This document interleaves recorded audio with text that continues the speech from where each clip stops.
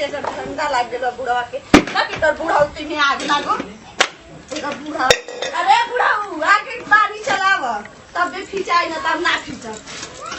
ई बुढ़वा एकदम ठंडा लगा देले बा हम कहां के लइकिया कहां के मेहनत करवावत है बुढ़ा खींचे के मन नहीं खे करत का जानी कैसे कपड़ा गंदा हो जाता रोज रोज रोज रोज इनका कपड़ा खींचे के पड़ता हम का बताई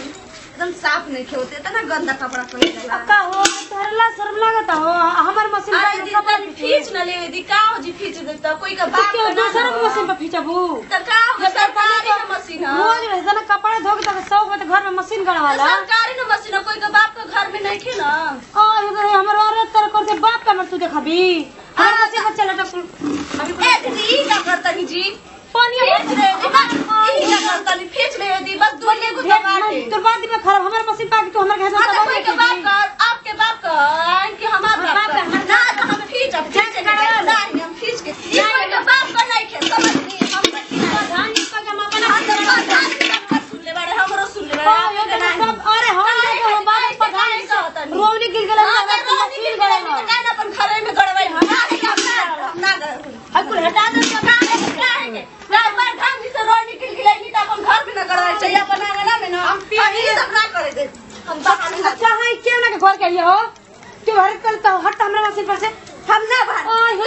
ई प्रधान जी साफ करे खातिर गड़वाई ओ यो तो देखो कितना हरामी में का हाल हम लोग के लिए सरे तनिक रहे दूर पे पता नहीं ना ई आके आपके दीदी ऐसे ऐसे करता लीन का चरवा के लेके आइल बनी का एकदम हमने घरवा कोनो को बुझाते तो कि सदा बड़ा सटो काट लिया तो लोग खींचे खाते जी अपन आंगन में ले जाके गड़वाई मुखिया जी कहली बड़े तो आंगन में ना गड़वाई हमारी के जमीन में गाल बटे कोनो का के दादा के जमीन में नहीं खेल कर के आके खींचे तर जा ये दूसरा को तो दुआरी पे गाल बता सब ना खींची हम ना कर हमर के बोला बहुत बढ़िया पहले ही बहुत नहीं करती मत करवाओगे जी मत करवाओ ई कवना के घर कहीं है हटवाई नहीं देखिए अब हटा जैसे जा हम प्रधान ना जाए बोला हटा जैसे कपड़ा खींच ले अगर जाए ना खींच ले तब ना खींचे कपड़ा हटाओ हम काहे के कोई के बाप के नहीं खे अरे हटाओ नहीं जैसे हम ना हटा अब का मेहर मौका बना पहले ही हम बहुत रही हैं कि मत हो जाए हम दुआर पे कॉल कर दे मर्द तो करी मत समझ ना मौका है ना लड़के गई है मौका मौका रुक जवान के पीछे पड़े मौका के लड़के चल ना नहीं प्रधान जी धार का प्रधान जी तो तू अपन आंगन में गड़वा ला प्रधान जी लड़ाई के बाबू बाबू ए मोटकी है हम प्रधान जी कोई प्रधान जी तो हरी खानदान का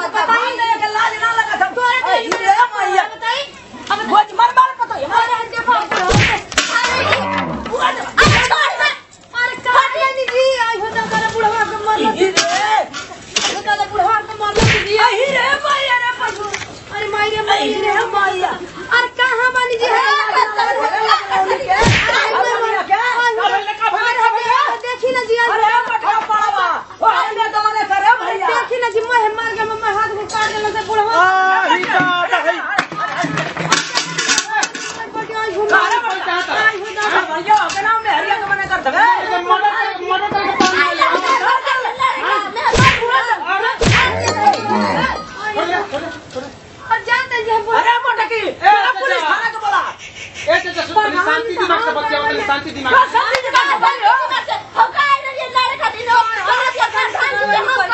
अरे तनी बोला तनी अपना पति हो लिया तो तनी अरे चुप रहो मोटकी चुप रहो ना बुढ़ा कितना बोला तो कितना बोलता एकदम बुढ़ा कितना बोला तो एकदम अरे रुको हो एकदम से बुढ़ा बोला पता नहीं कहां से अरे मैया हमर जनवा ले रे खाली हाय पहले दिन ना चलो तू हटा हाय का बरैले बरसे का नहीं चुप करो चुप रह बहनी चुप रह देखो तुम कितना बोला तो मैंने क्या चाहता रहा चाचा मैंने मर्डर कराऊं चाहता रहा सरकारी मशीन है भैया हमारे पास अरे रुक जा हां ही दे कल हमारे को तो पता नहीं अरे रुक रे चुप हम कह देता नहीं ए दुआर पे कोनो कॉल गाल के हमरा जमीन में बचल है ठीक है भाई के कोनो भीड़ भड़ा का नहीं खेला लगावे के अब बार बार आवत रही जो होगा तेरा मुंह तरह नहा तो इतना चल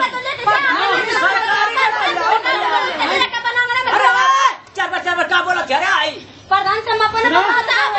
चलिए अपन आंगन में गड़वा प्रधान जी से कह के खेती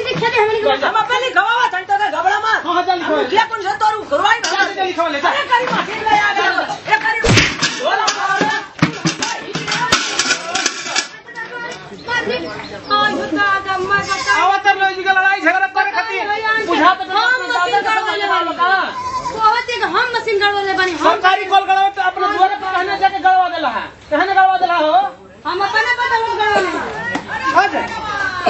तेहु बिना मतलब के झगड़ा झूठ और ना जी हम पूछाऊ ना कहीं हम पानी भरे ना आई अपन मशीन गड़वाले तो का भेल बड़ा तुम बिना मतलब के लड़ाई झगड़ा करे रे हम लड़ाई झगड़ा कहीं है जी अरे सरकारी कॉल हटो तनी मुनी भरी रहते तो बिना मतलब सरकार तो हम ना गड़वाले बनी जी हमने प्रधान हम पहले ही कहत नहीं कि मत गड़ा दे तेल मर्डर करा देबे तो कोई हम देखत नहीं तोरा समझले कि ना आयो दादा हम कुछ ना कनी लेकिन तब बात उनका हमारे कुल नाम